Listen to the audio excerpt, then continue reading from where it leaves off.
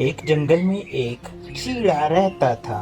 वह उस पेड़ में अकेला ही रहता था। अनाथ होने के कारण उसका कोई भी नहीं था और वह अकेला जंगल में घूमता, अपने लिए खाना इकट्ठा करता और अपने पेड़ पर आकर बैठ जाता। एक दिन चीड़ा पेड़ में अपने घोंसले में बैठकर आम खा रहा था।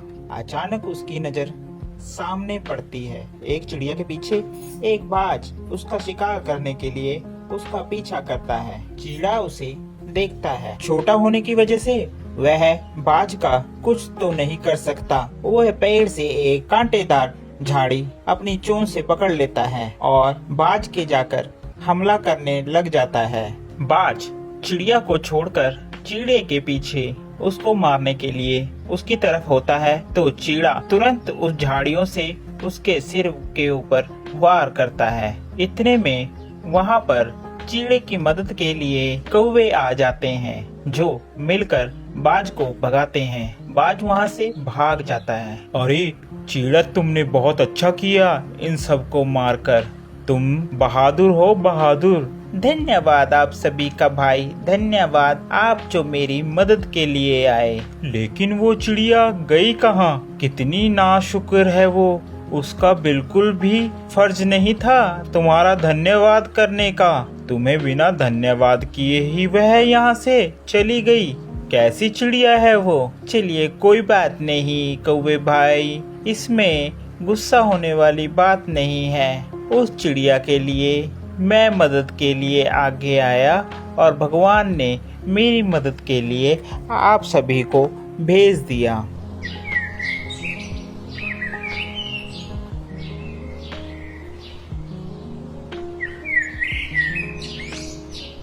एक दिन चिड़िया अपने घोंसले में बैठा था। वह चिड़िया दूसरे दिन चीड़े के पास आई। आपका बहुत बहुत शुक्रिया, आपने कल मेरी जान बचाई। अरे कोई बात नहीं, कोई बात नहीं। आपके पैर में चोट लग रही है। जी, कल को मेरे पैर में चोट लग गई थी जिस कारण अब मुझे बहुत दर्द हो रहा है। चीड़ा उसके पैर पे मलहम पट्टी करता है और दवाई देता है। अच्छा, ये बात मैं पूछना भूल ही गया कि तुम्हारा नाम क्या है? आप अपना नाम बताएंगी? आपका नाम क्या है? मुझे प्यार से टुनटुनी कहते हैं। टुनटुनी चीड़े को शुक्रिया अदा करती है कि उसने उसकी जान बचाई। धीरे धीरे दोनों एक साथ घूमने जाते और एक साथ रहते। चीड़े ने चिड़िया को अपनी शादी के लिए प्रस्ताव दिया। क्या तुम मुझसे शादी करोगी? अरे सुनो टुनटुनी, मैं सोच रहा हूँ कि तुम्हारा भी इस जंगल में कोई नहीं है और मैं भी अनाथ हूँ। क्यों ना हम दोनों शादी कर लें? टुनटुनी चीड़े की बात मान जाती है और शादी के लिए हाँ कर देती है।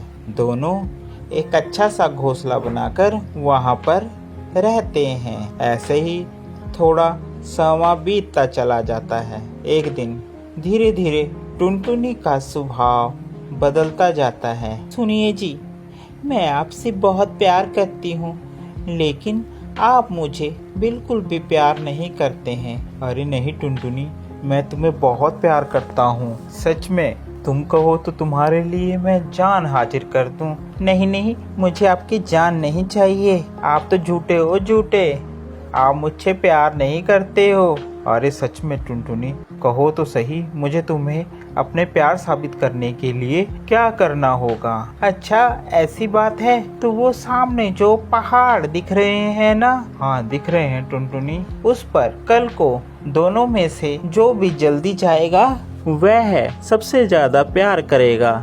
अगर मैं पहुंची तो मैं प्यार करूंगी, अगर आप पहुंचे तो आप प्यार करोगे। ठीक है टुनटुनी, मुझे तुम्हारी शर्त मंजूर है। टुनटुनी उस दिन गुस्से में घर छोड़कर अपनी सहेली के पास चली जाती है और चीड़ा उसी रात शाम को वह निकल लेता है पहाड़ों पर। वह दिन ढलते ही वहां पर पहुंच जाता है। अब पहाड़ों में ठंड ज्यादा हो रही थी जिस कारण वहां का वातावरण ठंडा हो गया और चीड़े को सारी रात ठंड में काटनी पड़ी जिस कारण वह बेहोश होकर नीचे पहाड़ों पर गिर गया और मर गया। दूसरे दिन टुनटुनी चिड़िया उड़ते हुए उस पहाड़ पर आती है।